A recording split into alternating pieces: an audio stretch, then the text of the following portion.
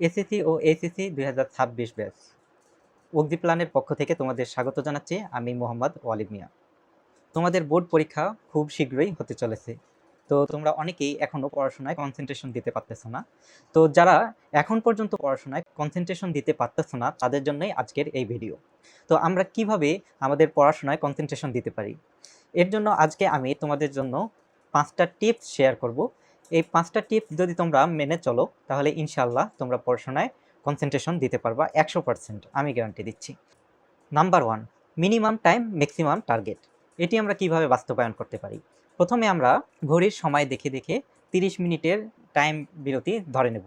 এরপর এই 30 মিনিটে আমরা ম্যাক্সিমাম যে টার্গেট, যেমন তোমাদের 30 মিনিটে যদি তুমি 10টা পেজ কভার করতে পারো তাহলে তুমি ধরে নিবা আরও এক্সট্রা যে 15টা পেজ আমি 30 মিনিটে পড়ব। তো এভাবে আমরা যদি 30 মিনিটের গ্যাপে 15টা পেজ বা 20টা পেজ এভাবে ম্যাক্সিমাম যে তোমার যে ক্যাপাবিলিটি আছে সেই ম্যাক্সিমাম টার্গেটটা যদি তুমি ফিক্স করতে পারো তাহলে দেখা যাবে যে ওই 30 মিনিট টাইম ধরে ধরে তুমি যে 30টা পেজের তুমি টার্গেট নিলা, ইজিলি সেই 30টা পেজ তুমি কভার করতে পারতেছো। Number 2, topic change. এটি আমরা কিভাবে গেইন করতে পারি? দেখো, সাপোজ আমরা পদার্থবিজ্ঞানের এখন ভৌত আলোক বিজ্ঞান পড়তেছি। তো এই টপিকের রিলেটেড করে আমাদের আরেকটি টপিক হচ্ছে জ্যামিতিক আলোক বিজ্ঞান। তো আমরা কি করব, প্রথমে আমরা 30 মিনিটের যে আমরা টার্গেটটা নিয়েছিলাম ওই 30 মিনিটের প্রথমে আমরা ভৌত আলোক বিজ্ঞান পড়ব, এরপর পরবর্তী 30 মিনিট আমরা জ্যামিতিক আলোক বিজ্ঞান পড়ব। এভাবে আমাদের পর্যায়ক্রমে টপিকগুলোকে চেঞ্জ করে করে পড়তে হবে। তাহলে এতে কি হবে, তোমাদের মাইন্ড রিফ্রেশ হবে। কিভাবে? তোমরা যখন নির্দিষ্ট টাইম ইন্টারভেলে একাধিক টপিক পড়বা তখন তোমাদের ওই টপিকগুলোতে কনসেন্ট্রেশন বাড়বে। কিন্তু তুমি যদি একই টাইম ইন্টারভেল বা বারবার একাধিক টাইম ইন্টারভেলে একই টপিক সিলেক্ট করো তাহলে তোমার পড়াশোনার মধ্যে একটা একঘেয়েমি চলে আসবে, যা তোমার পড়াশোনার কনসেন্ট্রেশন থেকে তোমাদেরকে দূরে সরায় দিবে।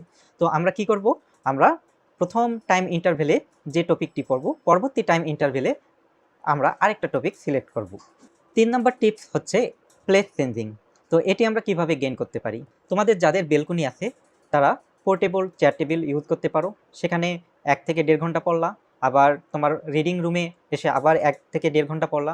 আর যাদের বেলকনি নেই তারা রুমের মধ্যে 1 থেকে 1.5 ঘন্টার পর 5 থেকে 10 মিনিট তোমরা একটু হাঁটা চলা করলা, করে আবার পড়াশোনা শুরু করলা।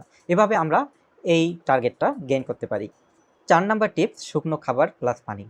তোমরা তো তোমাদের পড়ার সময় পড়ার টেবিলে শুকনো খাবার প্লাস পানি, যেমন শুকনো খাবার বলতে চীনাবাদাম, তারপর খেজুর, এই জাতীয় খাবারগুলো তোমরা তোমার টেবিলে সবসময় রাখবা।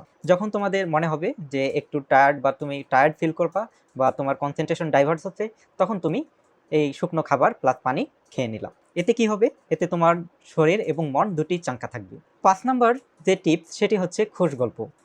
সাপোজ তুমি টানা 2 ঘন্টা পড়াশোনা করলা, এরপর 5 থেকে 10 মিনিটের তুমি খোশ গল্প করতে পারো। কাদের সাথে? তুমি তোমার বাবা মার সাথে বা ছোটো ভাইয়ের সাথে তুমি 5 থেকে 10 মিনিটের খোশ গল্প করলা, তারপর আবার পড়াশোনায় মন দিলা। এভাবে তোমরা যদি এই 5টি টিপস ফলো করতে পারো এবং কন্টিনিউয়াসলি পড়াশোনা করো, ইনশাআল্লাহ তোমাদের কনসেন্ট্রেশন বৃদ্ধি পাবে এবং তোমরা তোমাদের কাঙ্ক্ষিত যে এ প্লাস পাওয়ার টার্গেট সেটি পূরণ করতে পারবে। তো আজকে এ পর্যন্তই। অগ্নি প্ল্যানে এর সাথে থাকার জন্য তোমাদের অসংখ্য ধন্যবাদ। আল্লাহ হাফেজ।